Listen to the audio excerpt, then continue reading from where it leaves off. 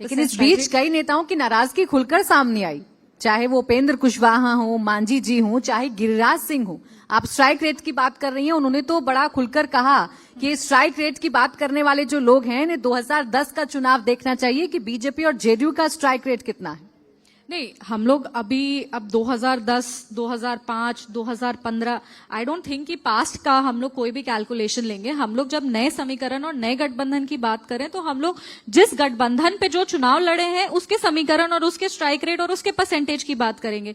लोकसभा 2024 का चुनाव जो अभी का एनडीए गठबंधन है वो 2024 का चुनाव वैसे ही लड़ा था, तो 2025 में भी हम लोग उसी गठबंधन की, उसी के स्ट्राइक रेट की और उसी के वोटिंग परसेंटेज की बात करेंगे। 10 साल पहले कोई और पॉलिटिकल रियलिटी था, आज कोई और पॉलिटिकल रियलिटी है। हम लोग रीसेंट पास्ट का एग्जांपल ले करके चल रहे हैं और 100% स्ट्राइक रेट की बात कर रहे हैं। जहां तक रही नाराजगी की बात, हमको ये लगता है कि नाराजगी तब तक उचित है जब तक आपका सीट शेयरिंग फाइनल नहीं हुआ है। तब तक आप शीर्ष नेतृत्व जो है, हम तो सीट शेयरिंग में नहीं थे, लेकिन जो शीर्ष नेतृत्व सीट शेयरिंग की बात कर रहे थे और सीट शेयरिंग कर रहे थे, उन लोगों को पता होगा कि नाराजगी तब तक ही जायज है।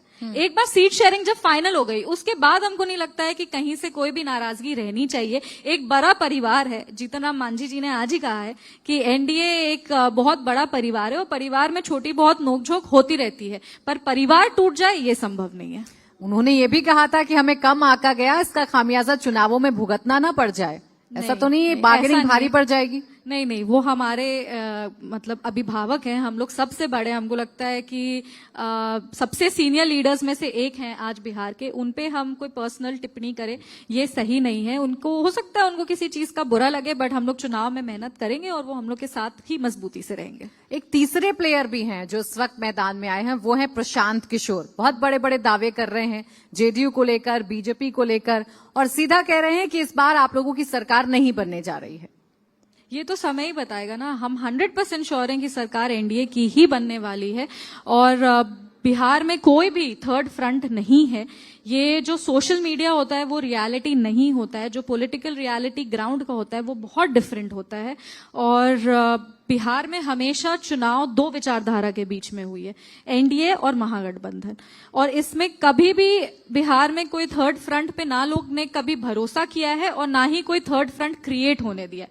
थर्ड फ्रंट क्रिएट होगा भी कि नहीं ये जनता डिसाइड करेगी, और हमको नहीं लगता है कि किसी भी हाल में ये 3 डायमेंशनल फाइट होगा, ये दो विचारधारा के बीच में ही। लेकिन प्रशांत किशोर जितना एग्रेसिवली जेडीयू के नेता बीजेपी के नेताओं पर अटैकिंग मोड में रहते हैं, आपके खुद के पिता पर उन्होंने कई गंभीर आरोप लगाए, उतना अटैकिंग मोड उनका चिराग पासवान के लिए नजर नहीं आता है।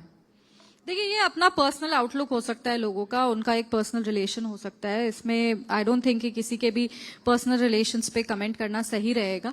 और अटैक करना राजनीति में स्पेशली चुनाव के समय बहुत कॉमन है, आरोप प्रत्यारोप चलते रहते हैं। आप देखिएगा कोई किसी को कुछ भी बोल देता है, पर इसका जरूरी नहीं है कि किसी आरोप का कोई आधार हो।